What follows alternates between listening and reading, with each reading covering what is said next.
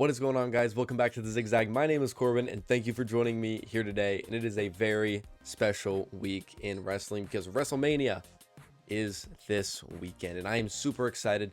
The match card, I think, is almost perfect, and I'm so excited to share my thoughts on who's going to win, potential outcomes after WrestleMania, and just all these different storylines that are in play coming into this weekend.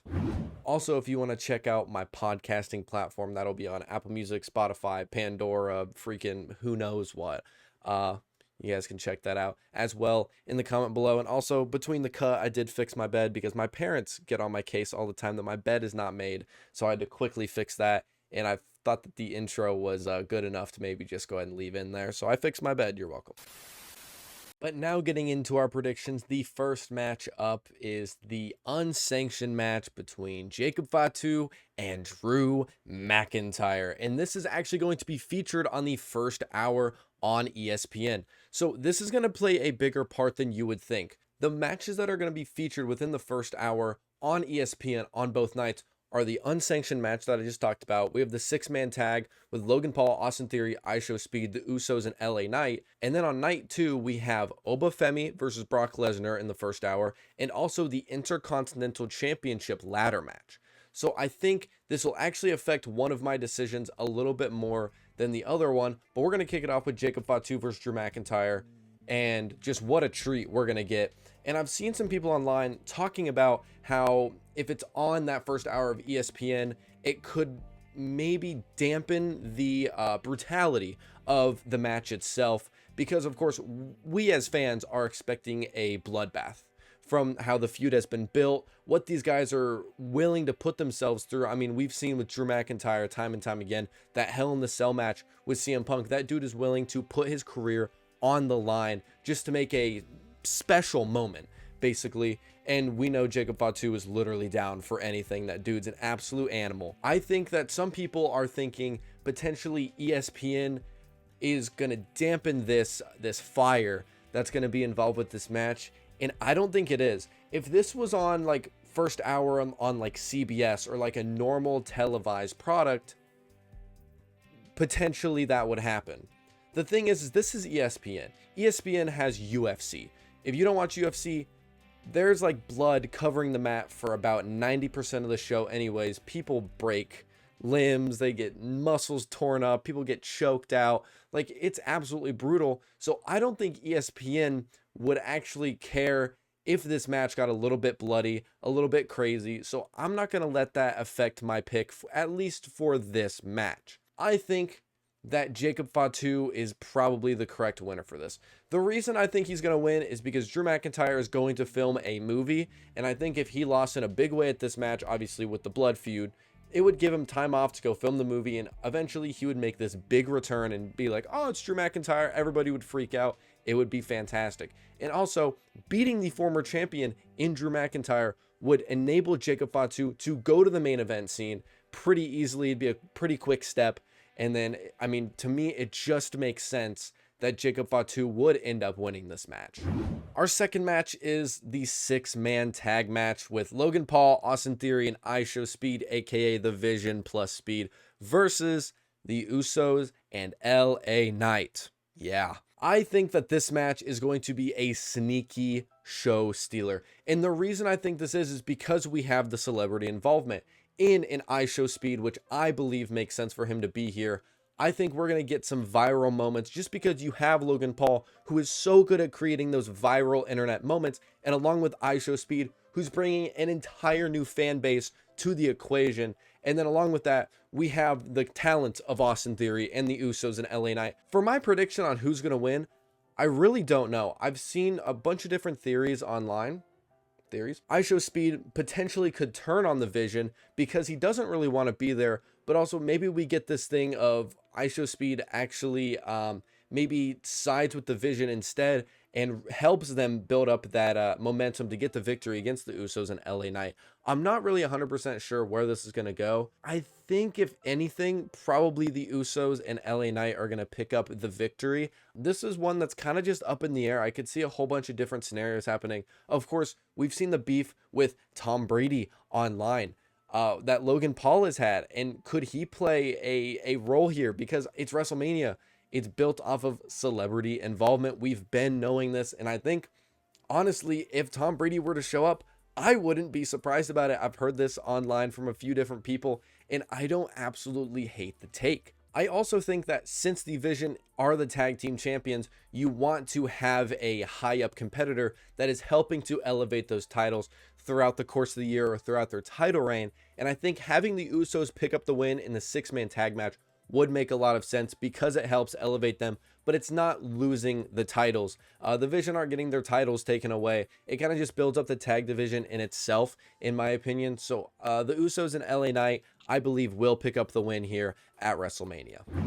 Up next, we have the Women's World Championship match between Stephanie Vaquer and Liv Morgan. Coming up to this week, I really thought that Liv Morgan was kind of the super heavy favorite here. I mean, Stephanie Vaquer has held the title for a decent amount of time, obviously winning it at WrestlePalooza in Indianapolis, and then kind of, having a few title matches here and there between like Nikki Bella and Raquel Rodriguez. But other than that, she hasn't really defended it too many times against too many people. And I think that potentially my thoughts are now swaying towards someone of the likes of Stephanie Vaquer, just because I feel like there are more people she can go against, because the high up talent that would be in the Women's World Championship match, that card, they're all in the tag division right now with the people like Rhea Ripley and Charlotte Flair and Alexa Bliss, Bayley, Lyra, people in that nature. They are busy with the tag team division. So it would kind of make sense to have Stephanie retain here, and then maybe Liv Morgan goes on and gets into a feud with someone like a Roxanne Perez, which is who I actually think could potentially cost Liv Morgan her championship at WrestleMania, just because we've seen that Roxanne seems to side with Finn Balor a little bit more, and it would make sense if they wanted to spike this feud between Liv and Roxanne. It would be a perfect place to make the turn. And I think Roxanne would be a really good babyface, so her turning on Liv, I think, would most likely make her babyface. The problem is that people love Liv Morgan. So it does get a little bit touchy around there. But if Roxanne were to come out and cost Liv and have Stephanie retain, it would make sense for them to branch off in their own path. Here's the problem. This is Liv Morgan we're talking about. Liv Morgan is, in my opinion, one of the greatest female wrestlers to ever do it. She's the greatest Royal Rumble winner of all. Can't really bet against her, in my opinion. Here's what I'll say. If Roxanne gets involved, Stephanie's going to win. But if it is a straight up 1v1 match, I think they end up putting the title on Liv Morgan. But this is a really hard decision for me.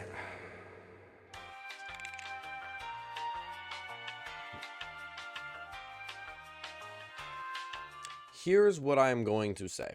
I have now looked through the card and I realized that I'm probably going to have almost every championship changing hands. So maybe WWE doesn't want to do that. So I'm actually going to say Stephanie Vaquer retains here, which is a little bit crazy.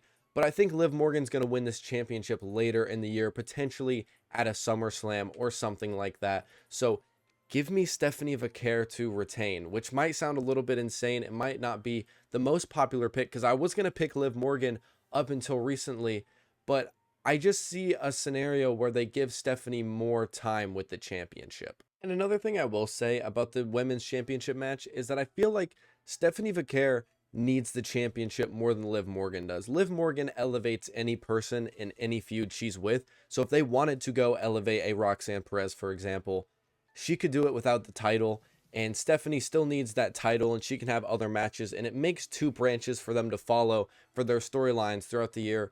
So I think from a storyline standpoint, it would make sense for both of them to kind of go do their own thing and have Stephanie retain. So that's my official prediction. And just for future reference, I'm not even picking the people that I want to win. I'm picking the people that I think will win. Like, I want Drew McIntyre to win.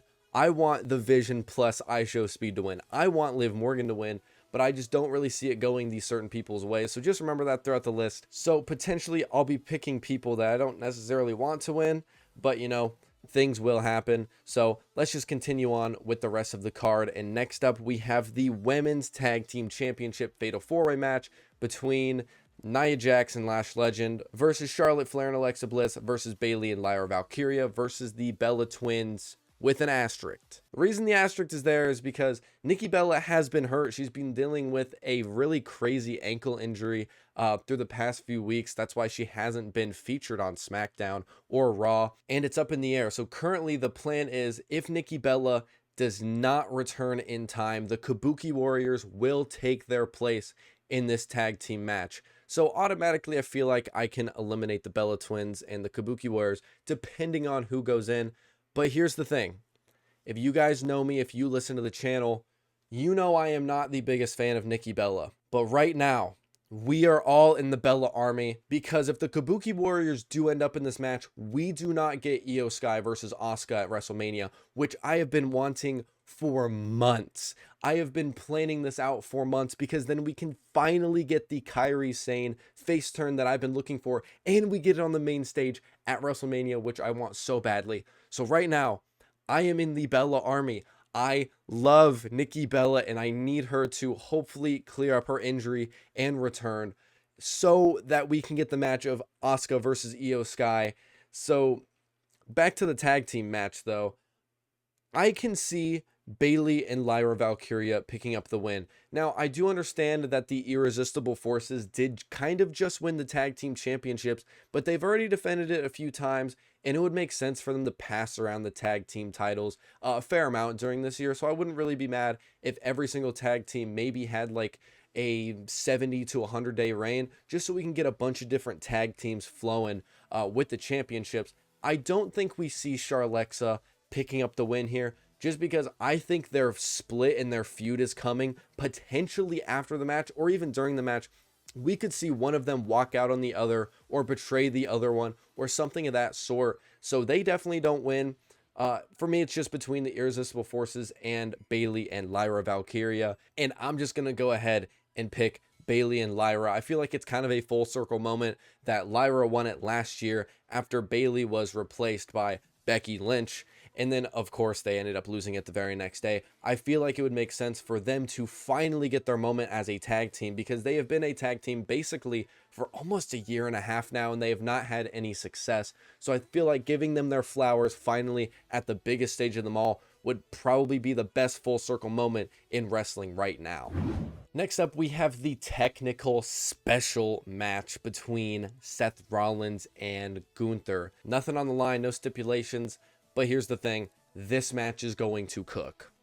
The thing I will say is that both of these wrestlers have so much momentum going right now. You don't want to dampen either of them. So it would have to be a shenanigans finish, as I would say. And I feel like you can't have Gunther lose this match, because he's gone on to retire John Cena, AJ Styles, Goldberg. They were looking to even retire Rey Mysterio, but that's not going to happen because Dominic's going to retire him. But anyways, you don't want to dampen Gunther's level right now. You don't want to hurt him at all. So you have to give him the win.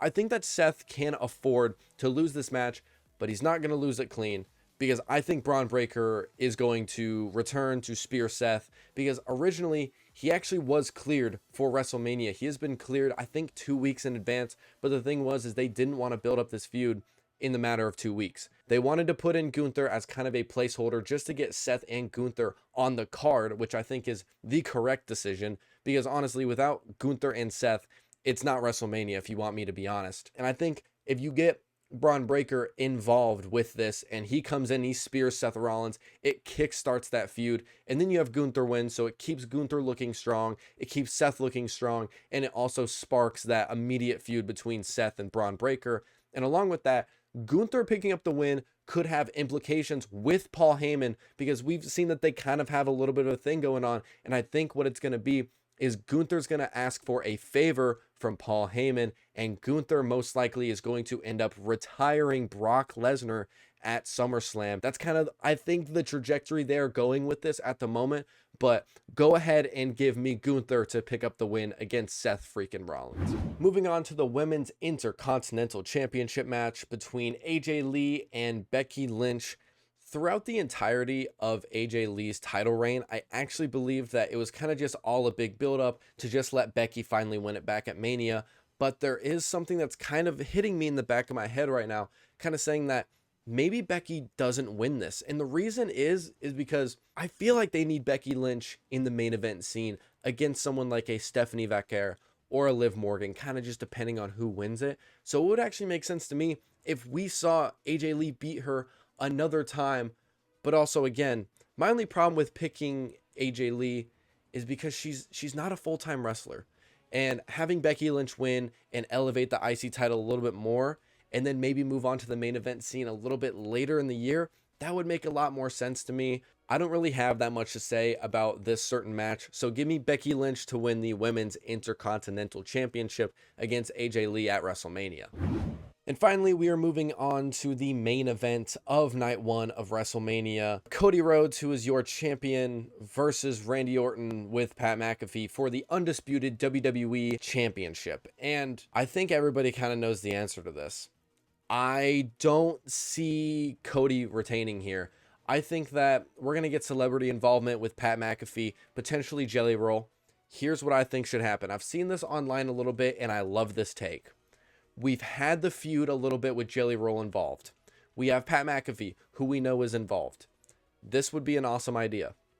You have Pat potentially get involved with the match, maybe in the first 1 or 2 minutes. And then Jelly Roll comes out and immediately takes Pat McAfee out of the equation. Both of them are beating on each other. They go all the way up the ramp, and guess what? Now they're both gone. So then we are going to get 20 to 30 minutes of straight Cody Rhodes versus Randy Orton, and honestly, everything would be splendid. Here's the only reason I'm not picking Cody. They have already been advertising and potentially teasing us getting Jelly Roll and Cody Rhodes versus Randy Orton and Pat McAfee at Backlash for the main event. So I feel like Pat saying that if Randy loses, he'll never be in WWE ever again, I feel like that's kind of just like a false hope, giving that to the fans. And Randy Orton, the greatest of all time, is going to win his 15th championship, which I believe he should.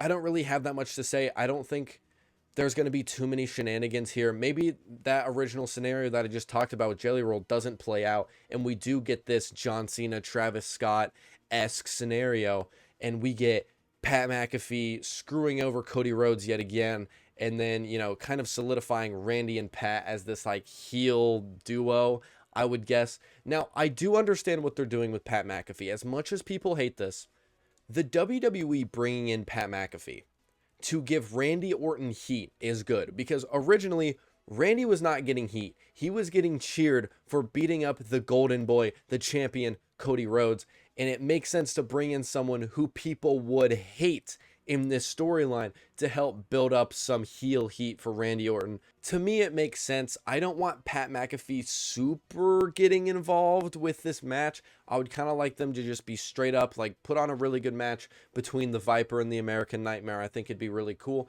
But I do kind of understand the direction more that I've sat down and thought about this. And I know a lot of people hate it, but honestly, anytime something happens in the WWE, I try and look at the best out of each scenario, and I think that's kind of the best way to look at it. So for my official prediction, give me Randy Orton to pick up his 15th World Championship, winning the undisputed WWE Championship from Cody Rhodes, further solidifying him as my GOAT, because he is the GOAT. It's not John Cena.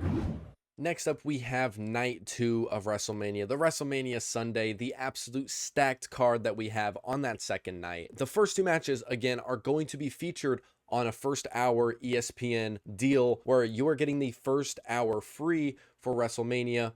And I feel like that actually plays a role into the Obafemi versus Brock Lesnar. I've been seeing some stuff online where potentially they're going to end up giving Brock Lesnar the win here, just because people know who Brock Lesnar is. They know he was a UFC heavyweight champion. They know who he is. They do not know Obafemi. Again, if you're not an avid WWE watcher, you do not know who Obafemi is. He is a new face. He just got pulled up from NXT. If you're an avid watcher, you're like, yeah, that's Obafemi. That's my guy. Most people don't know who that is. So you kind of got to put yourself in the mindset of a non-avid fan. I feel like it would potentially hurt his chances to win, just because ESPN might look at this and be like, okay, we see this young kid, that's cool. We still need to give the win to the person that everybody knows in a Brock Lesnar. that would kind of make sense in my head. I feel like here's the problem. Oba has gotten the better of Brock over the past few weeks. So I could kind of see them just being like, okay, maybe Brock's even potentially the underdog here. But I mean, of course it's Brock Lesnar, so he's always in the fight. I could see ESPN doing this thing where they do want to elevate Obafemi. On the other hand, maybe people tune in and they know who Brock Lesnar is. They know he's the beast incarnate. They know he's this crazy presence within the WWE. But along with that, maybe they give Obafemi the win to let people know, like, even though this guy's the beast, even though this guy is an absolute monster out here in the WWE, we have this up and coming talent in an Obafemi that can also perform to the level of Brock Lesnar. And maybe that gives people the mindset of like, wow, look at this kid who's coming up. This kid's awesome. Look at this powerhouse. Maybe we do decide to watch. Maybe we watch the rest of this card to see what other surprises we could have. That's another thing that I think could play out here. If you think to a few years ago, Drew McIntyre did get the best of Brock Lesnar throughout almost every single segment leading up to WrestleMania. And then, of course, Drew McIntyre would go on to defeat Brock Lesnar. So maybe that narrative of, oh, he got the better of him over and over and over again doesn't necessarily play out in this example. But I'm going to be honest with you guys, I'm really up against the ropes for this feud. I don't think we're really going to have like a winner or a loser. The biggest winner is the fans. I say it all the time. This is going to be such an amazing match. Give me Brock Lesnar to win. And the only reason I say that is because you let Brock win this. It's not like if Brock wins, he absolutely just stomps on everything Obafemi has done. Oba has still gotten the best of Brock Lesnar. He looks like $1,000,000. So I think that Brock winning doesn't really dampen Oba too much. And Brock winning this match would kind of help set up Gunther versus Brock at SummerSlam. And then, Brock would go in kind of undefeated. He's still like that big presence, that big power presence. But then Gunther would retire him and it would make Gunther look like absolute money. I'm going to take Brock Lesnar on this one. I don't technically want him to win. I do want Obafemi to pick up the win here, but business is business. So for my official prediction, give me Brock Lesnar to pick up the win against Obafemi. The second match on the free hour on ESPN is the Intercontinental Championship ladder match. With the lineup you have of Penta, your Intercontinental Champion, Javon Evans, Dragon Lee, JD McDonough, Rusev, and Rey Mysterio, you cannot lose in this match. I think with the lineup they have, this could potentially be one of the greatest ladder matches of all time. And that's not me like being super positive about the situation. I genuinely think all of their styles match up so well. And you're thinking like, oh, Rusev too? Yes. If you have all these high flyers and then someone who can just dominate on the ground like a Rusev, that brings another aspect into the match that I think could really help the flow of this match out. So I'm so excited for this. And I think the reason they put it on the first hour is just so people see this crazy IC title ladder match and they're like, can we get more of this? Maybe that brings in so many new viewers because they watch this crazy ladder match and they're like, okay, I can get down with this. It makes sense for them to put it on the first hour. And I think this is no holds barred. I don't think management is going to do anything where it's like, okay, let's not do anything crazy here. They are going to let them do whatever they want because it's going to get so many eyes on the WWE and it's going to make such a huge moment and a huge impact. I think that this ladder match is going to be the best match on the card, without a doubt in my mind. And I think that this has the potential to help the WWE explode even more than it already has. Now, moving into the prediction of who I think is going to win, I think the only people that realistically have a chance of winning is Penta, your champion, of course, because he just won it from Dominic Mysterio about a month and a half ago. So it'd be kind of early to take the belt off him. But also, I could see Javon Evans. If you want to make him a really young upstart champion, sure, let's put the title on him. Now, if anybody else won it, if Dragon Lee ended up winning it, fine by me. JD McDonough, fine by me. Rusev, W. Rey Mysterio, I'll take it. I'm a Dirty Dom fan, and I'll even totally take Rey Mysterio winning this championship. But I think from a realistic side, Penta or Javon Evans winning this would make sense. I am actually going to pick Penta to retain. He just won it. I feel like there's a lot of stuff he can do with it. He's defending it over in AAA as well, so he's kind of taking that IC title to a new audience, and it's kind of just been a really good workflow for him.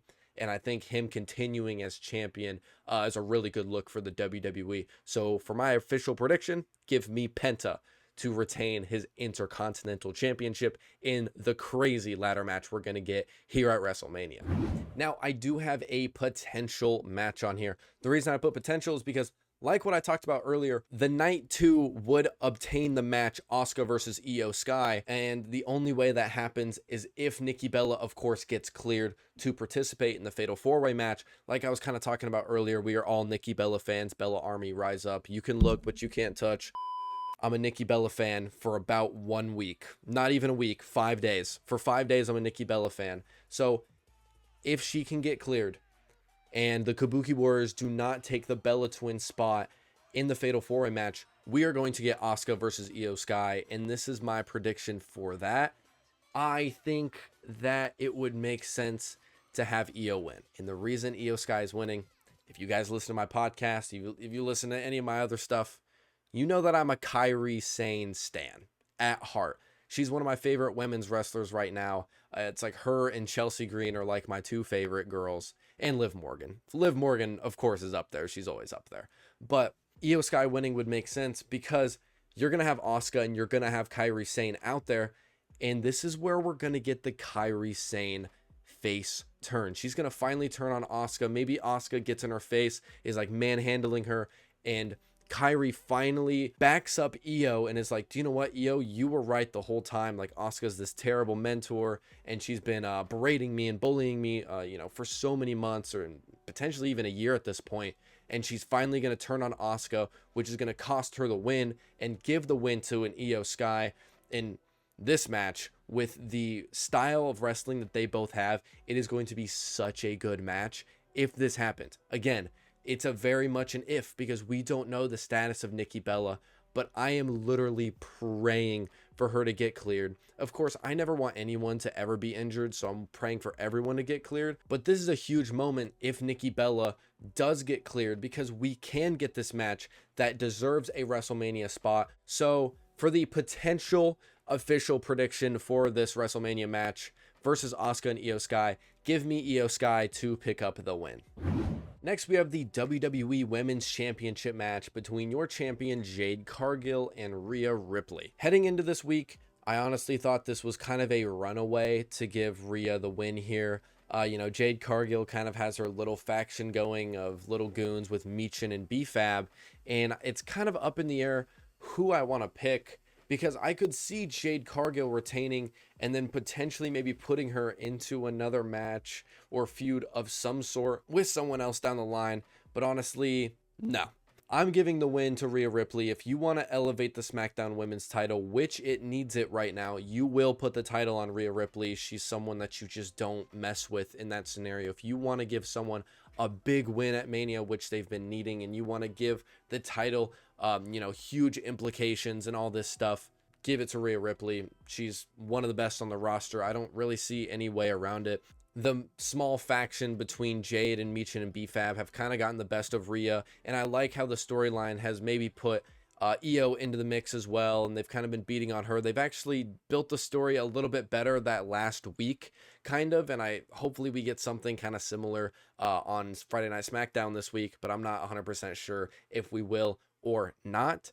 I like Rhea Ripley's chances in this match, so go ahead. For my official prediction, give me Rhea Ripley to win the championship at WrestleMania. Next, I think we have the most obvious win. I don't really have that much to say about it. We have the Demon Finn Balor versus Dominic Mysterio. And here's what I'll say. If Dominic wins this match, that is the ultimate burial to Finn Balor. It is the ultimate embarrassment. And I gotta be honest, if he loses this match, he should just pack his things up and go to TNA or back to New Japan. With the way this feud has been panned out, I don't think this is the end of what we're gonna see between Dominic and Finn. Not in my opinion. I think even after this, you might get Dominic going after Finn a little bit more. But maybe the feud's gonna be done here. And I think that it's a little bit stupid to elevate and promote the Demon Finn Balor. He returns. The last time we saw him was WrestleMania 39. And by the way, I don't think the Demon should ever lose. The problem now is there's this cognition that Finn Balor can only win if he has the Demon persona, which kind of sucks because you want him to be able to win on his own and not just as the Demon. But whenever he gets pushed to his limits, that was the original idea. He gets pushed to his limits and people are berating him so much, like Dom has done the past few weeks. And honestly, throughout the year, if I'm being honest, I think that the Demon coming out now is perfect. I wish they would have held it a secret, but you know, they aren't selling tickets, so I understand why they are now promoting the Demon, but I just think there's no way Dominic can win. I would think it'd be really funny if he did, but I think it would kill the momentum of Finn Balor right now, and you could potentially even put Finn Balor into the main event scene after he beats Dominic Mysterio, just because that's kind of where they're both heading at the moment. And I could see maybe Dominic going into another feud with his dad Ray right after this. So we'll go ahead and give me the Demon Finn Balor to pick up the win against Dominic Mysterio. And hopefully, I'm just looking for a good match. I've heard some people online saying, oh, this is going to be a squash match. Do not do that. That would be stupid, because these two deserve to have 20 minutes of time to just absolutely cook, because they're both so special in ring, and I think their styles together work really well. And the storytelling that they're going to have between the Demon and Dirty Dominic Mysterio doing all of his tricks, all of his stuff, I think it's going to be really good. So for my official prediction, give me the Demon Finn Balor to pick up the victory. Next, we have the United States Championship match between Sami Zayn, the champion, and Trick Williams. Notice how I didn't say your champion, I said the champion, because he's not my champion, because I don't like Sami Zayn. I never have, and I think this is going to be a perfect match. Why? Because Sami Zayn is going to lose. I am smelling a double turn. I've been saying this for a few weeks. Ever since Sami won, I'm like, okay, this is a double turn incoming. Trick Williams is technically a heel, but everybody loves him. Let's just switch him babyface. Sami Zayn technically is a babyface, but everybody hates him. So let's just turn him heel.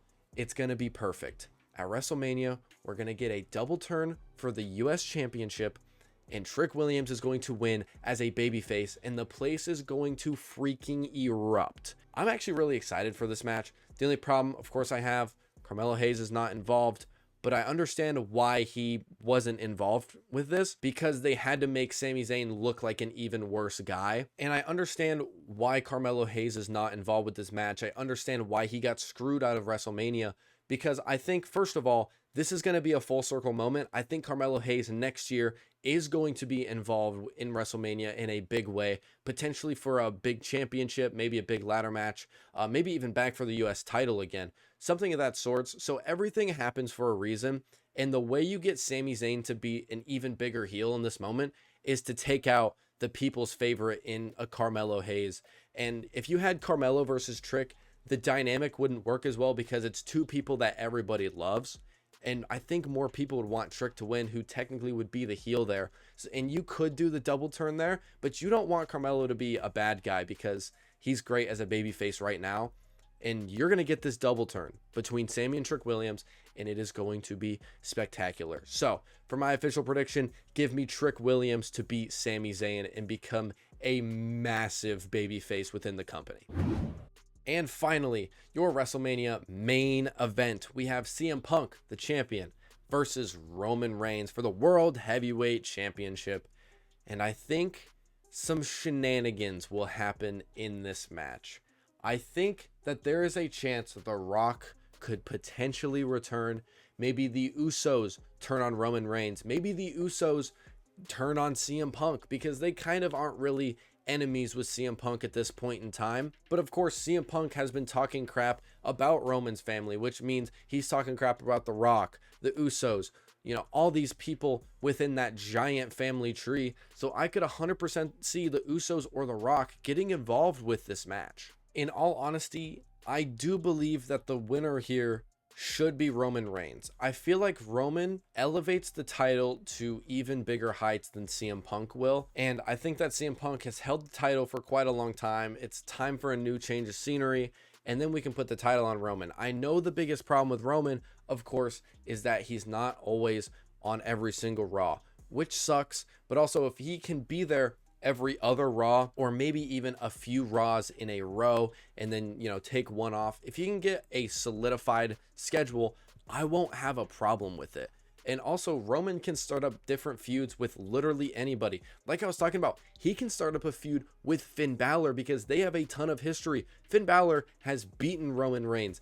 Finn Balor should have beat Roman Reigns before in the Demon persona. I could see Roman splitting off and having a bunch of different storylines here with the championship, and it would just elevate it to, the next level. And I think CM Punk could go on this thing where it's like, okay, did the Usos turn on me? Cool. Now it's CM Punk versus the Usos potentially. Maybe CM Punk goes and gets involved in the tag division, something like that. I just think he's had the championship for long enough, so I'm going to pick Roman Reigns to pick up the win, and it wouldn't shock me if there is some sort of involvement here, like I said, from The Rock or the Uso twins, because it just seems like there's something with this match that isn't quite like 100% in my brain. It feels like there's a lingering force that is going to get involved with this match just because, like I said, CM Punk has been just berating the family. So go ahead for my official prediction. Give me Roman Reigns to win the World Heavyweight Championship match at this year's WrestleMania.